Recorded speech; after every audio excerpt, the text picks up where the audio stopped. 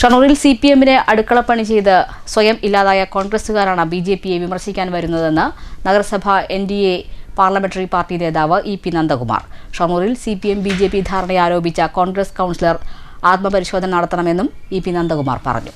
CPM-BJP ബന്ധം ആരോപിക്കുന്ന കോൺഗ്രസ് നേതാവിന്റെ പ്രസ്താവനയെ ജനം പുച്ഛത്തോടെ കാണുമെന്ന് EP നന്ദകുമാർ പറഞ്ഞു.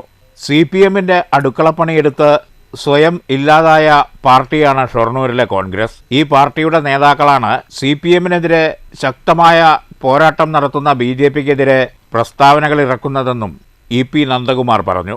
സ്റ്റാൻഡിംഗ് കമ്മിറ്റി തെരഞ്ഞെടുപ്പുമായി ബന്ധപ്പെട്ട് കഴിഞ്ഞ ദിവസം കോൺഗ്രസ് നേതാവ് നടത്തിയ പ്രസ്താവനയോട് പ്രതികരിക്കുകയായിരുന്നു EP നന്ദകുമാർ. കോൺഗ്രസിന്റെ നേതാവിന്റെ ആരോപണം എന്ന് പറയുന്നത് അദ്ദേഹം ഉദ്ദേശിച്ചിട്ടുണ്ടാവുക കഴിഞ്ഞ തവണത്തെ പോലെ ആയിരിക്കും എന്ന് വിചാരിച്ചിട്ടാവും പറഞ്ഞിട്ടുണ്ടാവുക.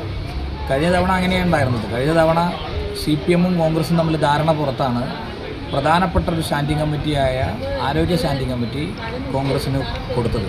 പക്ഷേ ഇപ്രാവശ്യം എല്ലാ സ്റ്റാൻഡിംഗ് കമ്മിറ്റി ഏതൊരു കുട്ടിക്കും അറിയാം, സ്റ്റാൻഡിംഗ് കമ്മിറ്റി തെരഞ്ഞെടുപ്പുമായി ബന്ധപ്പെട്ട് ഒരു സ്റ്റാൻഡിംഗ് കമ്മിറ്റി പൂർണ്ണമായിട്ടും CPM-ന് കിട്ടാൻ സാധ്യതയില്ല, ഒരെണ്ണത്തിൽ ഭൂരിപക്ഷം ഉണ്ടാവില്ല.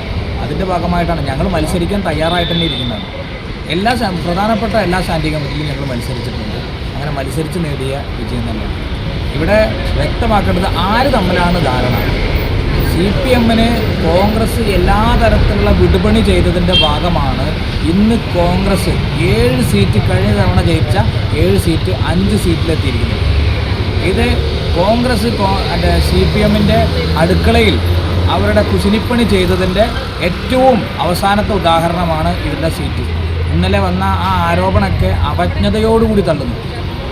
എല്ലാ തരത്തിലുള്ള പുച്ഛത്തോടു കൂടിയാണ് BJP ആ പരാമർശത്തെ കാണുന്നത്. News centre Shoranur.